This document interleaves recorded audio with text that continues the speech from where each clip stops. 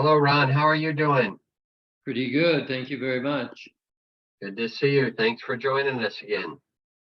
Yeah, I was lost in the time table change the last time.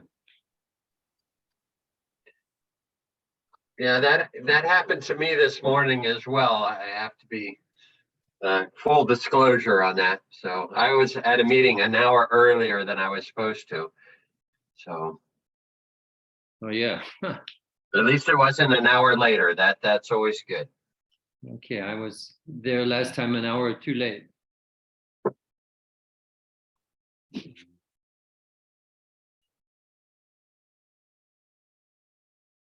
Ron, I don't think you've met Dr. Jack Westfall. Why don't you let him know where you're from and what you do?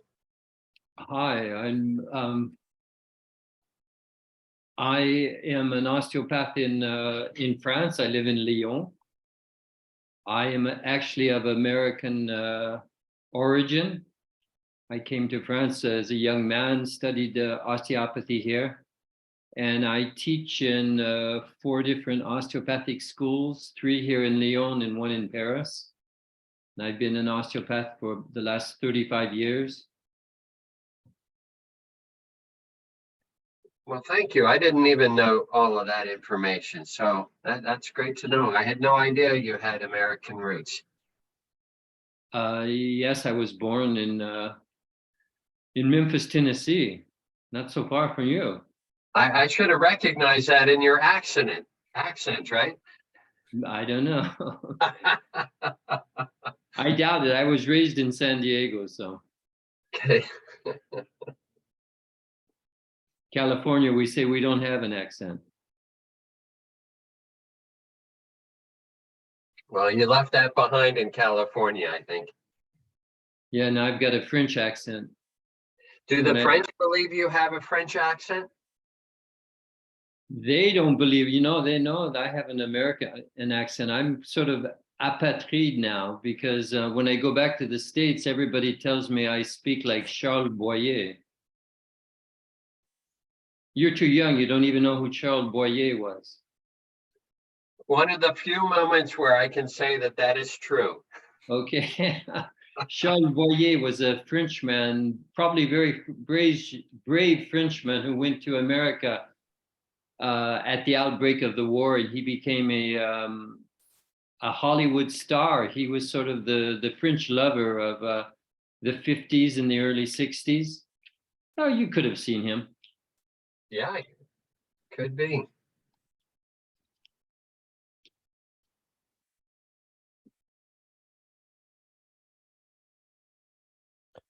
We're gonna wait one more minute just to give people just a little bit longer to join in, as people are probably getting to their computers at this point. We had about 25 people register, so just giving a bit more time.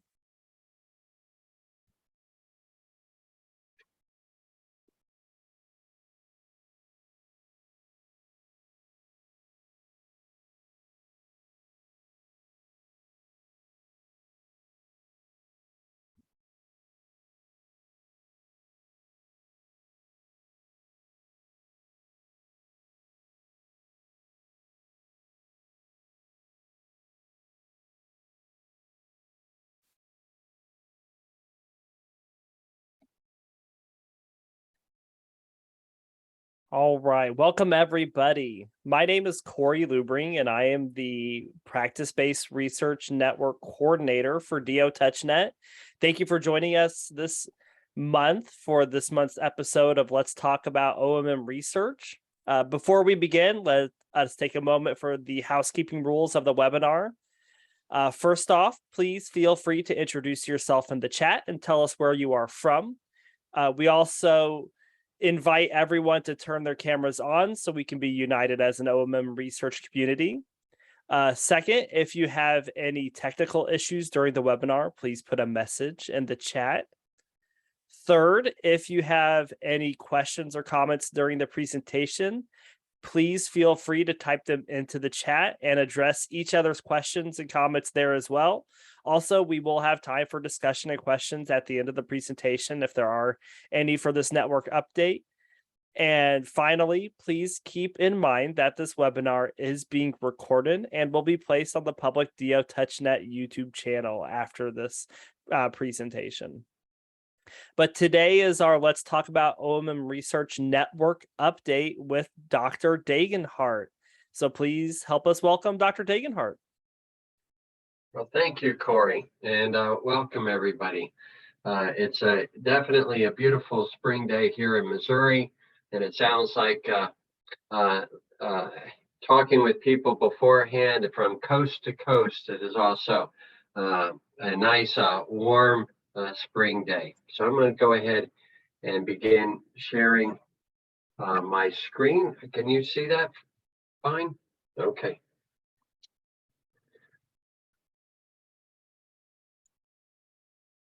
All right, so we last spoke in January, and so this is our update over the last few months through our winter part of 2023. And so I'd like to, most of this time has been spent in preparation and performing our duties for our annual meeting and our work at the AAO convocation. So we're going to begin by talking about what happened at our annual meeting. So it was held on March 15th in Colorado Springs, both in person as well as virtually. And so we rent a beautiful home just next to the Broadmoor where the main conference is. And we have our annual meeting. It's a 4-hour annual meeting where CME credit is offered.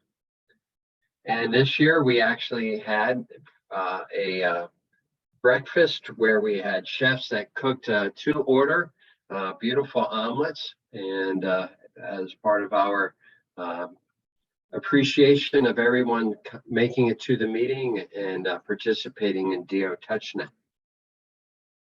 So one of the main themes for our annual meeting was to look at how we can better perform efficient research. Many of our historical research activities have been really big, broader, Herculean type of studies, which are important, and that's why we take them on. But it also doesn't illustrate to the world the scope of the work that we are doing. And so we wanted to bring in a new approach to our research portfolio. And so we began that at our February LTOR, where Dr. Jack Westfall presented about the background on card studies. He then gave presentation at our annual meeting and helped facilitate our discussion and prioritization of card studies during the meeting. And we'll have a look at the details that came out of that meeting. And then we also had a chance to have an update in regards to nomenclature related issues, and I'll give you more about that in a moment. So we are very fortunate to have Dr. Westfall be part of our meeting today. You never know when he's going to show up. So he's making sure I don't create any stories about his presentation. So I'm feeling a little on the spot. So he's going to hold me accountable if I say something not quite right. But Jack and I, we go back several decades as we began, learning about practice-based research networks and attending national meetings with the people leading research within practice-based research networks. Jack was one of the first people I met and have enjoyed his company ever since. So he is at least as I've defined him here, been a career research-oriented primary care family medicine provider. All right, so he's done decades of work associated with the University of Colorado and their practice-based research network.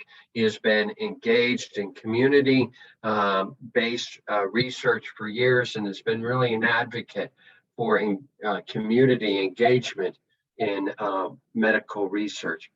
And so the title of his presentation is Doing Research, Overview of Card Studies in OMM. And one of the things that is impressive is that his lineage in the osteopathic profession exceeds 98% of those who are DOs. His great-grandfather, or is it grandfather, Jack? Great-grandfather was in the class when Dr. Still was teaching. And then you saw him kind of pointing out who his dad was, and he has had grandfathers and uncles and cousins and even now nieces, all are osteopathic physicians. So he really understands the osteopathic approach, and I truly believe in his own heart he is osteopathic as well, even with a little bit of manipulative skills, but he does, appropriately acknowledge the extent of that skill set. So the objectives of the workshop were these: first, to describe a rationale for conducting OMM research in a variety of settings. Then to describe the purpose, process, and key aspects of these card studies, develop research questions that he engaged the membership who participated in the annual meeting along that line, and then outline card studies that can be conducted within the DO-Touch.NET practice-based research network. And I made it clear to him when we were bringing him on, I wanted to challenge him that we were going to be producing, not only learning about, but producing card studies in this first year. All right. And so we're going to get more details about that challenge here. So the research in clinical practice, which is why we are here, can be many, many forms.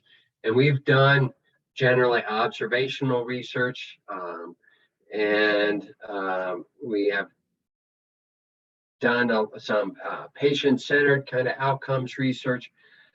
But once again, as I said, these have been bigger studies. We primarily focus on our practice offices and clinics. And I guess for many of us, these would be considered specialty clinics. But we certainly aren't limited, and we've been actually trying to promote DO-Touch.NET research in the hospital setting. One of our members that are on today has been trying to figure out how to kind of get one of those started. So we learned about card studies, and these are observational studies. They're basically a survey type of data collection methodology that when they first started 40 years ago were really limited to a kind of a 3x5 card that would just fit in your pocket.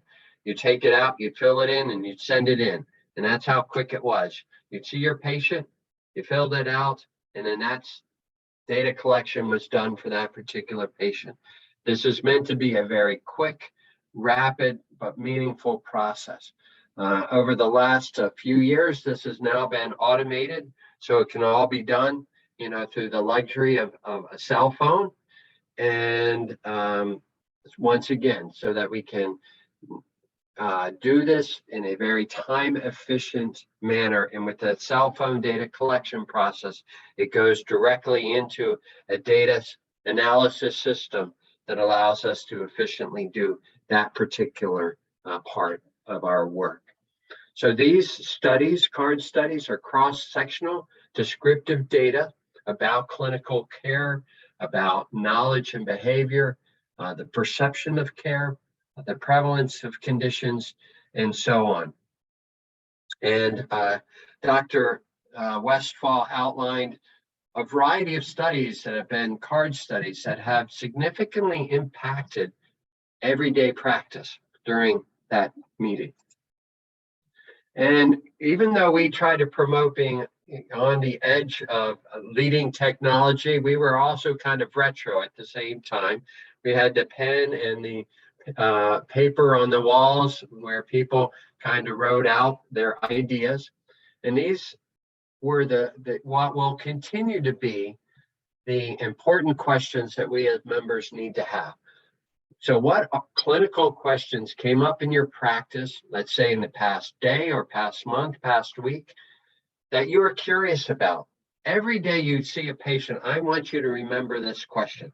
That's Jack's challenge to us, because it's from our interaction with our patients that really should drive questions in our mind that are meaningful to us as clinicians and that are appropriate for us to evaluate as a practice-based research network. And then the next question is, what questions about manipulative medicine desperately need to be answered? And what is DO-Touch.NET uniquely positioned to ask and answer? So once again, these are questions that need to be in the forefront of our minds every time we see a patient, because every patient has the opportunity of helping to challenge us to advance our practice of medicine. We broke out into breakout groups. We also had various members around the world that joined us. We had, I believe, a total of 24 participants, and 4 joined us from a distance. And we had nice, beautiful snow in the background. It was this very beautiful area, and every group really engaged in their discussion about what questions should we be asking using this card study design. And so what type of ideas came up from the discussion? So one group talked about looking at, well, what type of referral patterns do we have in practice as osteopathic practitioners? And it really started from the question about the interprofessional collaboration that occurs between dentistry and DOs. And then as the discussion evolved, it was like, well, why do we just focus to that? Why don't we broaden the questions a little bit and look at the use of physical therapy, use of any other, aspects of the healthcare system? So one area is looking at referral patterns. Who do we refer to, and who refers to us? Who sends their patients for our particular care? Another question was, how long does it take to complete your electronic medical record? What a really practical reality check that if we did that would really help us to gain some appreciation of the challenges that are facing modern practice. Another question was a correlational study looking at Chapman's points and past medical history. Now I put a star here because one of the challenges with Chapman's points for a good study would require some level of blinding between medical history and the exam process itself. So this one might be a little bit more complicated than just having a single clinician and a card that they fill out. This might require another participant who does fills out a component of the card based on being blinded to the past medical history. Another idea was looking at headaches. How many people are being treated for headaches? What type of treatments are being given? What other care is being provided at the same time? What level of pharmaceutical interventions are being used? Have another question about the use or the treatment of people with long COVID. Now, we've already established a more formal study looking at prospectively the impact of OMT on this condition. And so we'll have an update on that in a moment. But we have actually, as a result of Jack's work, we've been given an invitation to participate with the Dartmouth-based practice-based research network to participate in a card study that they're leading, which once again, the more we can collaborate within a large, medical community, I think it's to our advantage. Now, with that question, with that opportunity, this is something, is an example that we then take to the executive committee for their review and for their assessment of participation, which is what we are progressing on, Jack. And I'll hopefully be able to get you an answer back on that sooner than later. Okay. Another area for a card study was looking at osteopathic approach to patients as it relates to spirituality. Now, we know that within our osteopathic tenets that we talk about that our care acknowledges that both health and disease can occur on physical, mental, emotional, and spiritual levels. Question is, well, how does that actually manifest in practice? And so that is a very interesting idea that we'll talk a little bit more about. And then our final, and we had a lot more of these, but these give you an overview, a follow-up, practices. What are the practice patterns regarding follow-ups with patients or recommendations for following up? So one of the things that happened the evening before our annual meeting was something that the A.T. Still Research Institute, the parent organization of DO-Touch.NET, has done now for several years, is what we call a residency research enrichment program. And this is our way to engage residency directors, and residents to help mentor and give support for advancing research at that level.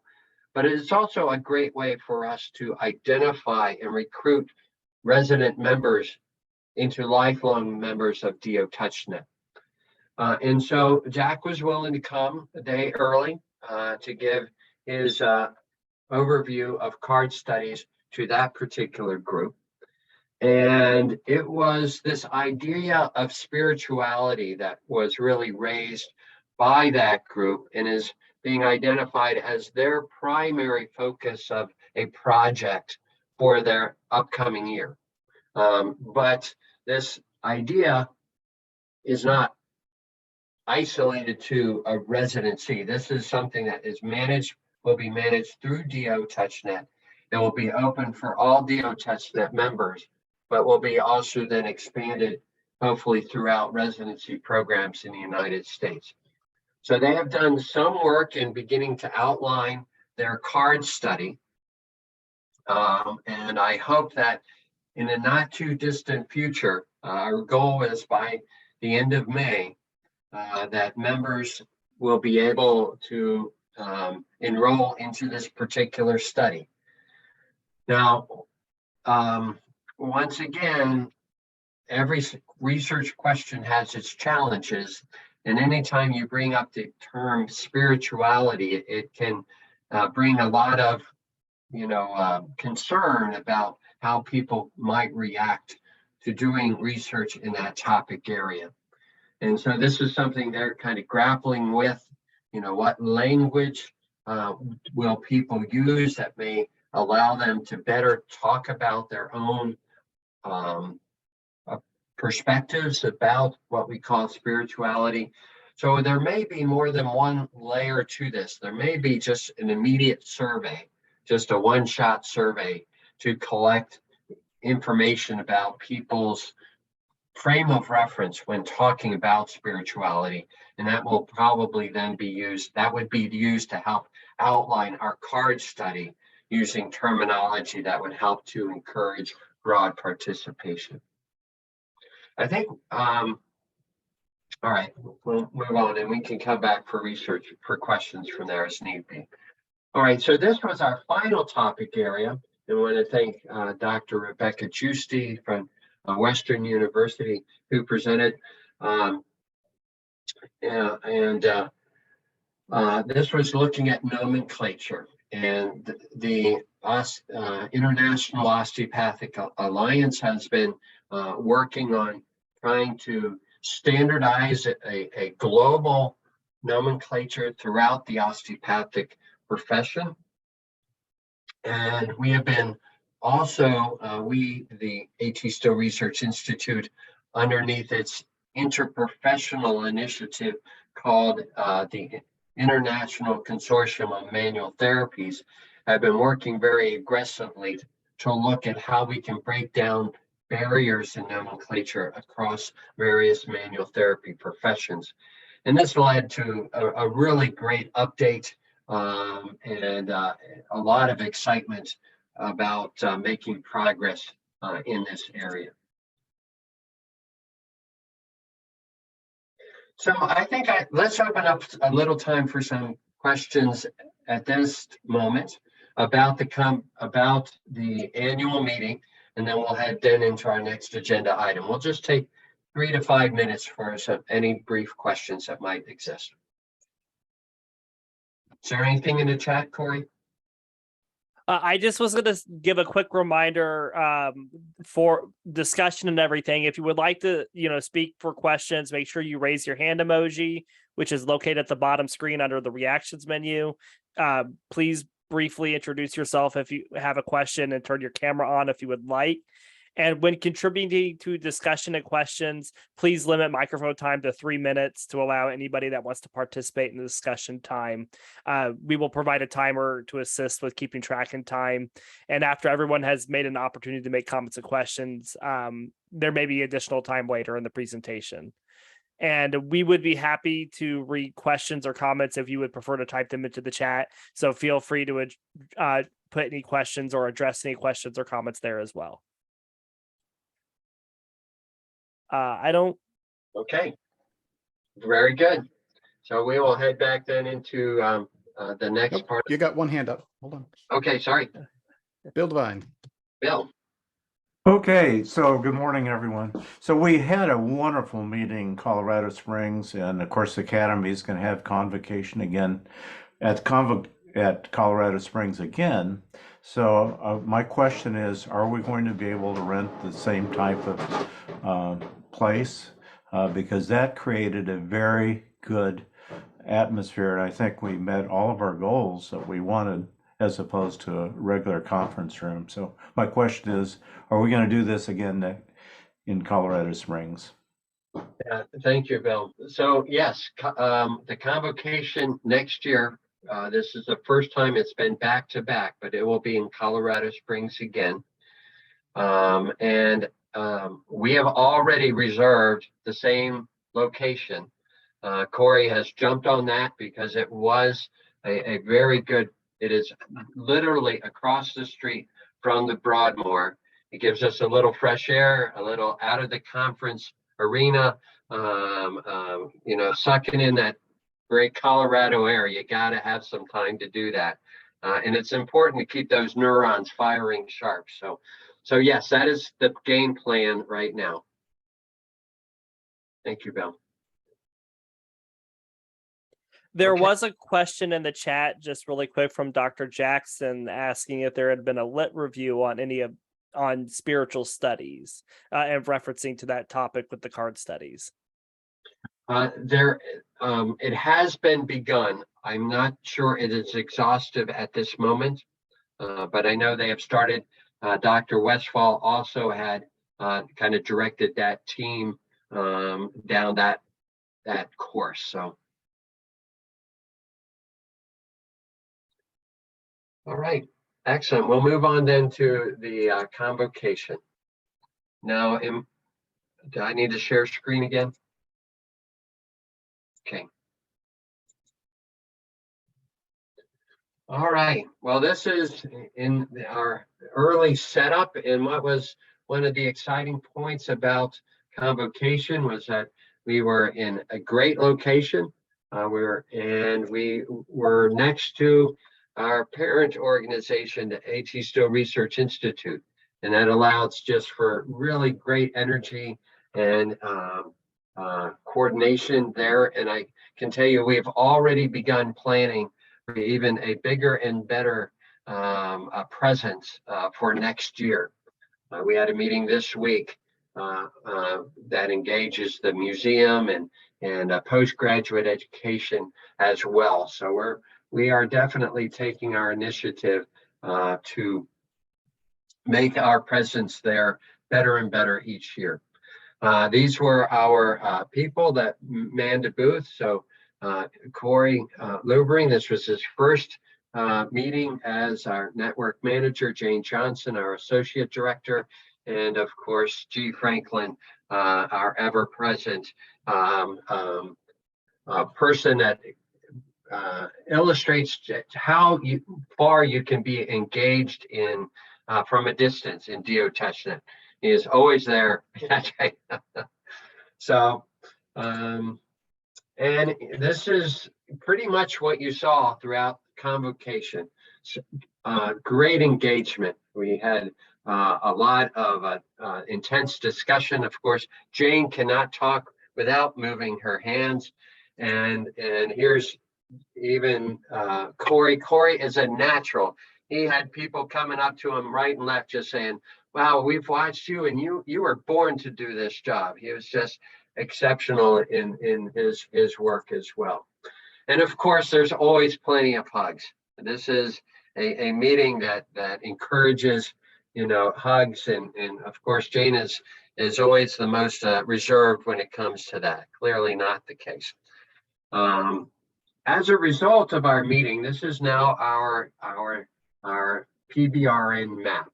And that's one of the things I learned early on from Dr. Westphal is that every PBRN has to have their map.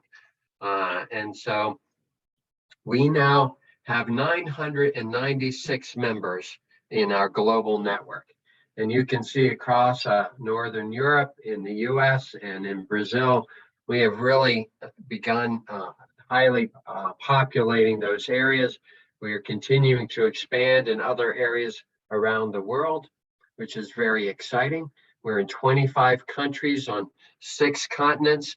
We are actively recruiting for our first DO on Antarctica. I've tried to allow myself to move my practice down there, and the university won't allow me. We're also very excited about the fact that we're approaching our 1,000th member. And so we've been debating how we might highlight that. We also now have 125 student members. So these are people that we are hoping are going to just keep us, growing and getting more and more engaged in research, mainstream research throughout their careers. So this is all the 996, that includes our student members as well. And we also, we had a couple show up at our annual meeting who were interested in membership. Even though they were a local part of our community, we didn't grant them membership. I don't know if that was, if we'll have any type of lawsuit over that, but we'll see. All right, so what else did DO-Touch.NET do during the Convocation? I can guarantee you that DO-Touch.NET has now the leading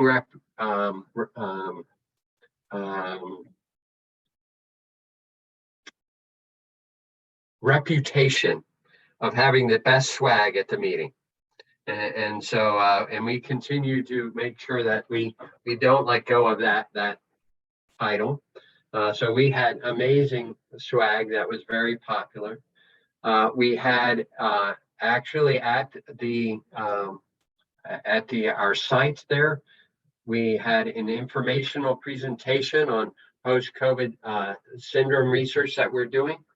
And we also, on Saturday, during the convocation, during the lunch break, we had our DO-Touch.NET Executive Committee meeting that was also both in person and online.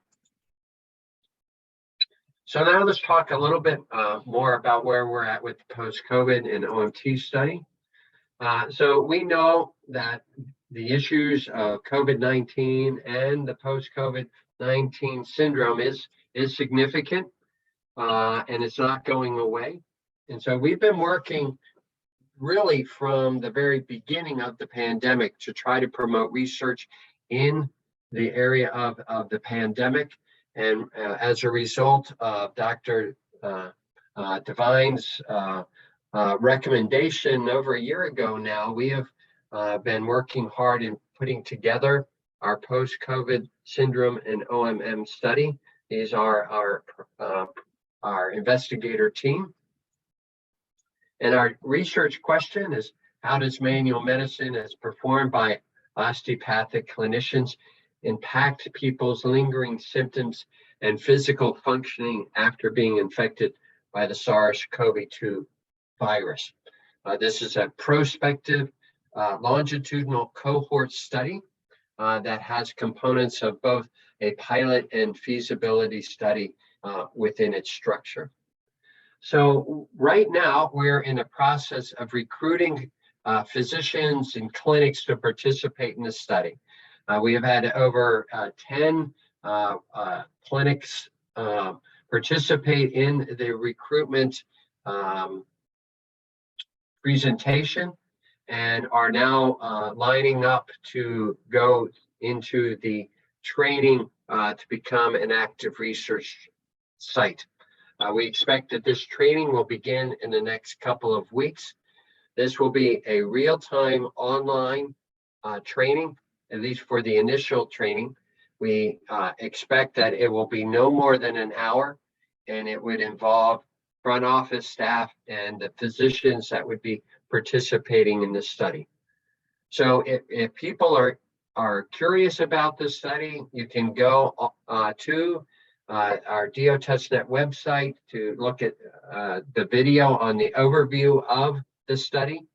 And then if you say, yeah, I like to learn more about what it means to participate, that was the video that you would watch to give you that information. And after seeing that, if it sounds like, yes, I want to participate, then you would talk with Corey Lubring about scheduling a training time for your clinic. And once again, it would be, we do not feel that it's going to require more than one training and more than 1 hour to do that. And we are going to have taped resources that after you go to the real-time online training, that they will be available to refer to deal with any questions or that are clarifications that might come up. And certainly Corey, by the nature of his job, is always available to deal with management membership questions and concerns. Are there any questions? Another time for a quick time for questions and answer on post-COVID and the OMT study.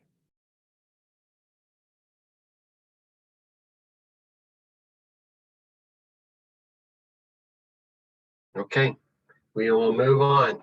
Our other study that this has been a very, very challenging study looking at the development of a patient registry. This is intended to help facilitate the collection of important data from both patients as well as clinicians in an ongoing registry. And so it has had to go through a name change. So what was originally called Osprey is now Prompt. And because of some changes in software, it is undergoing what I hope will be its final revision beginning in May.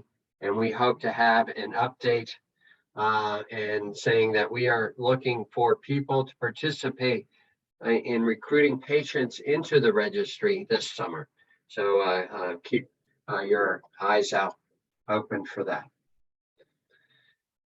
I mentioned earlier about the International Consortium on the Manual Therapies. This is not something that is directly in DO-Touch.NET, but aligns very closely with DO-Touch.NET goals. It is an initiative by the A.T. Still Research Institute. But as they are working very hard in getting manuscripts submitted from their inaugural conference, they are also looking at having a research poster party. Right now, that's the term they're using for an online, basically a poster hall component. This would be through the experience we had with GatherTown. It is such a fun, refined experience. It was so positive. Even the director of the National Center for Complementary and Integrative Health, Helene Langevin, loved this, and she talks about the ICMT's research poster format to engage people around the world, to update the community about research going on. So I want you to be aware of that it is coming, and certainly know to identify that it's a potential way of reporting the fine work you are doing. And in regards to our next LTOR meeting, which is going to be on May 19th, our speaker comes from our European colleagues. Patrick Van Dunn is a very, very rigorous DO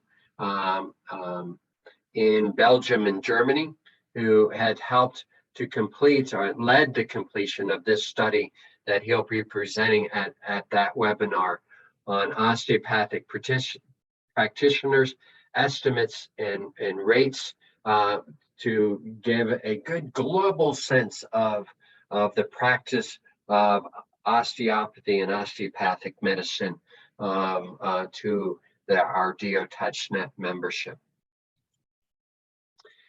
So this is an indication that, yes, while we're saying that kind of goodbye to our time in Colorado Springs in 2023, this is also kind of a hello, that we're waiting for you to come and participate in the annual meeting in 2024. There is no excuse for not participating, always in person, either together or online, but it'll all be live and, as I said, in person. So with that, I will give one more opportunity for any questions and discussion.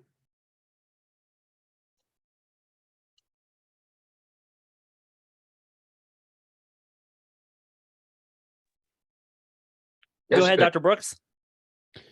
So Brian, there was a major concern raised at the annual meeting about the coding for somatic dysfunction, and we, as the executive committee, urged action on that part. Can you give us an update on that, please?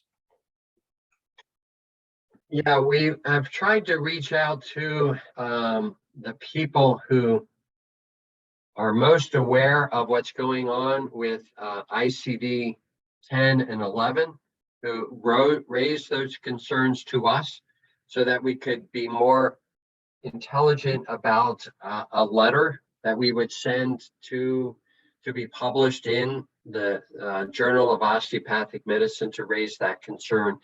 And at this time, we have not received any kind of further insight to help us develop that letter. So at this stage, we will reach out one more time to those who are considered experts in knowing the factors that are involved here, and then we can express our concerns as a practice-based research network. So Jack, I know from my work with the International Association of Study of Pain that there are a variety of leading organizations and groups trying to influence ICD-11. Are you aware of groups in that arena? Are there ways that or things that we should be understanding to have a better impact here? So I've just, gotten from 9 to 10. So I'm still a little bit behind. And I think I'll do a little bit of background because I have not kept up with the switch, with the emerging work. So I'll do a little bit of investigating. Sorry, I don't have more info. That would be great. I know with the International Association for the Study of Pain, so all of our pain-related codes are driven by that organization. It's a global organization of clearly the premier researchers and practitioners in pain, and they meet all the time. I mean, as soon as the one is out, they're already preparing to create the next generation of codes to help refine them so that what data we're collecting is more meaningful for the research community as well as the clinician community. I really feel we need to have that same level of influence in the area of manual therapies and manipulative medicine. And so maybe if we can get some more insight, and when I do meet with people, colleagues of mine within IASP, I will certainly try to get some advice from them as well. Hallie?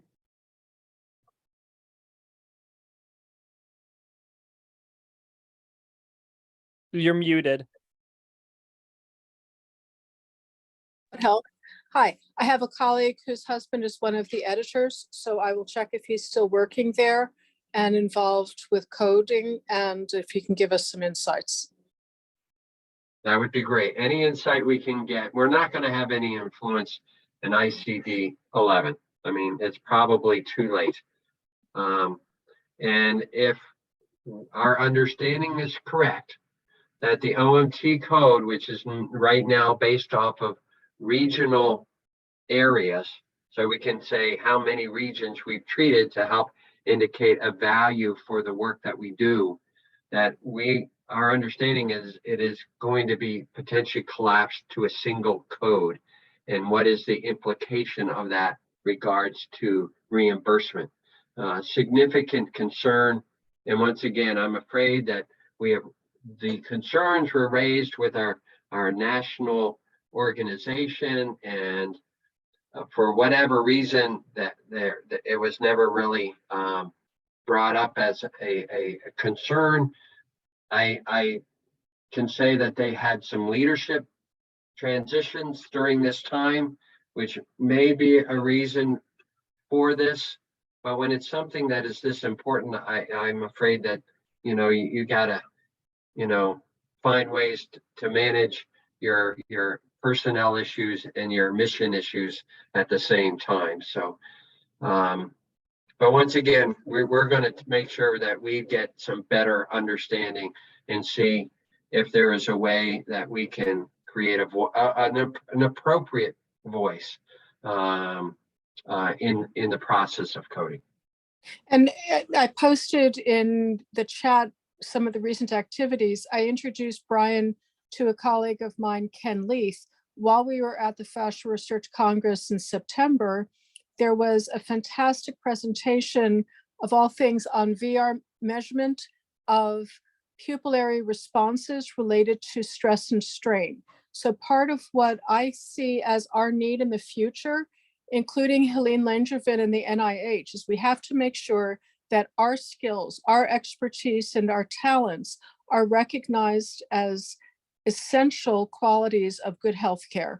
And that includes meeting the technologies head on rather than let them sideswipe us by saying that it's just touch. So that's partly why I'm posting and involved with the technical side of what we need. And I want to get in touch with Paul Stanley and other people, because if we get to the tissue substrate level of saying this is the effect, we have that much more stake in the game for saying our work is essential to good medicine, not just a feel good.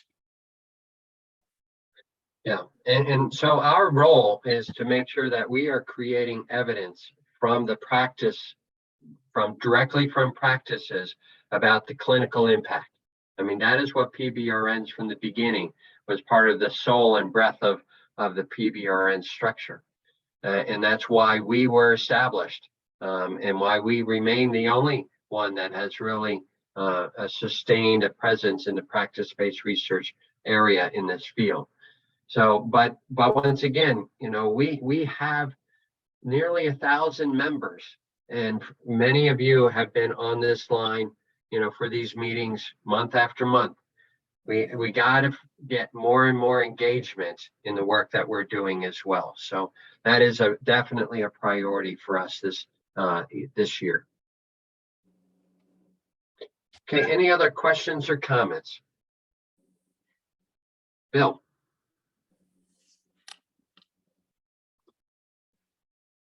Not your hat, we can't hear you. I hate to say this, but if things go really bad in terms of this ICD-11 and the consequences for payment, it's going to be a crisis point for the profession. Either it's going to be a huge wake-up call, and there should be hundreds of people on this meeting and clamoring, or it's all going to, forgive my politically incorrect word, devolve into chiropractic and physical therapy. So I'm just discouraged to hear that you think it's too late for ICD-11, but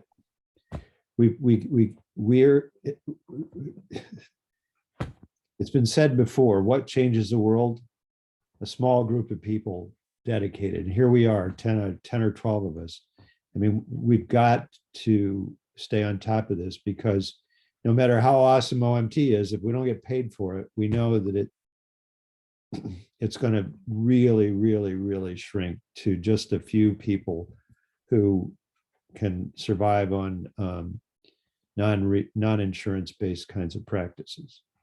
Right, exactly. Well, let's And not let go of this. I thank you. And Bill is part of our executive committee, and so this is part of his job.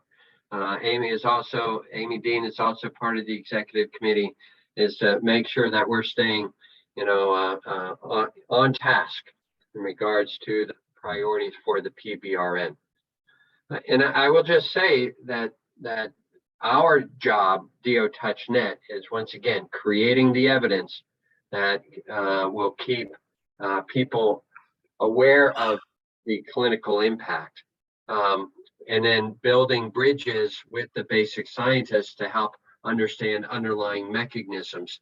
That's why the Institute has been promoting the ICMT initiative, where we have basic scientists, engaged in discussions and understanding, the work that we're doing.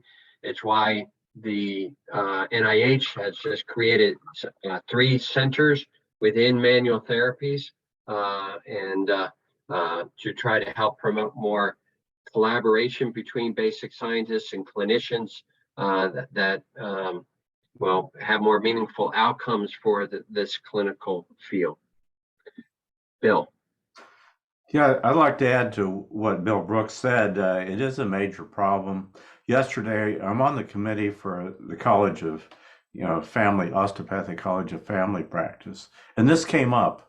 And so we're not alone. As you know, the family docs in our small organization is they're the 1,000-pound gorilla, and a lot of the family practitioners want to be paid for what they do naturally, because it takes time, and all of them are fighting EMR and all the other things that limits their income. And OMT, when I'm teaching residents, the value of that is becoming known. So they'll be looking to our research to fight the good fight. Bill is totally right. It is a major concern. So. Yeah, not to be, the person running around to say the sky is falling, but the reality is there are a variety of things that are kind of coming together, in the world in general, but within osteopathic medicine, the fact that we have expanded our colleges dramatically, the educational, support for the work that we do with our hands has been diluted. If people are not getting paid for their work, they're not going to be doing it. It's going to mean that we are just going to be amalgamated, as has been done, in previous arenas within the medical physician area. I'm not going to say that is necessarily a bad thing, as long as an osteopathic perspective is sustained and grows within a unified model. But right now, what we're saying, or what I am suggesting, is what we've done within our educational system, and what is happening if all of a sudden our reimbursement is significantly curtailed. It's going to be really difficult for us to demonstrate who we are as osteopathic physicians, and any kind of distinctiveness to keep us as an independent profession.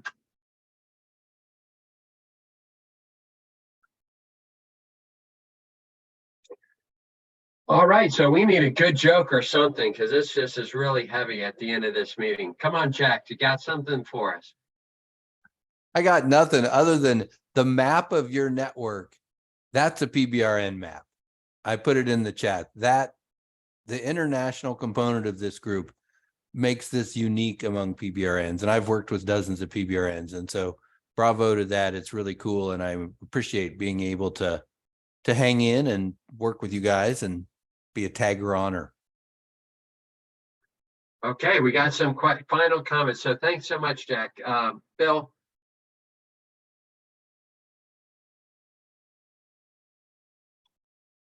Bill, did you have a comment? Okay, so you can lower your hand. Ron? Yes, Brian, I agree with you 100%. I have been saying the same thing here in Europe for the last 2 years, and no one is listening. I'm not sure what we need to do to convince osteopaths that maybe osteopathy is a bit in danger today. It's not a very good joke for ending it up with, I'm sorry, but I do agree with you. I am in the process of trying to write a paper about the history of somatic dysfunction. Maybe we need to answer the people that are contesting the validity of somatic dysfunction, like Gary Fryer, for example. He has written some very interesting articles saying how somatic dysfunction has no reality, no clinical reality. I don't know if you know these articles. Yeah, I do. And Gary is a good friend. He actually worked 2 years at the Research Institute here in Kirksville. You need to have a good critical, friend, and he is, sometimes you might think it's adversarial, but he's just very critical and realistic about his assessment of the literature. And the big issue is he makes his comments based off the literature, and that's why we have to get things published. That's why we have to get our work done. And so, because that's where skeptics and people who are just critiques of the evidence, if it's not out there, no matter how many millions of people may feel that they benefit from it, it's not going to get the acknowledgement that's necessary to sustain and grow this work. Yes, I'm not criticizing Gary Fryer. I have a great respect for him. His articles are marvelous, but we need to answer. We need to have papers that answer the question he's asking. So anyway, that's my opinion. Yeah, thank you, Ron. And maybe if you want to share the articles that you are thinking about, and we can then send them around to DO-Touch.NET members, because it is those type of articles that create questions that may be appropriate for card studies, which may be appropriate for the more mechanistic studies that we're doing within the research institute. So yeah, if you wouldn't mind sharing them just to make sure we got the right ones, and we'll pass them on. Okay, I'll try and do that tonight. Okay, thank you. Well, unfortunately, our live discussion time is up. So don't forget, this web recording will be placed on the DO-Touch.NET YouTube channel where we can continue any discussions. Watch your email for an announcement for when the recording is available. And thank you, Dr. Degenhart, for our update today. And just a reminder, our next episode of Let's Talk About OMM Research will be an educational webinar on May 19th with Patrick Van Dunn on the Opera project. So hope to see you all then. Thank you very much. Yeah. Bye-bye. Bye. Thank you.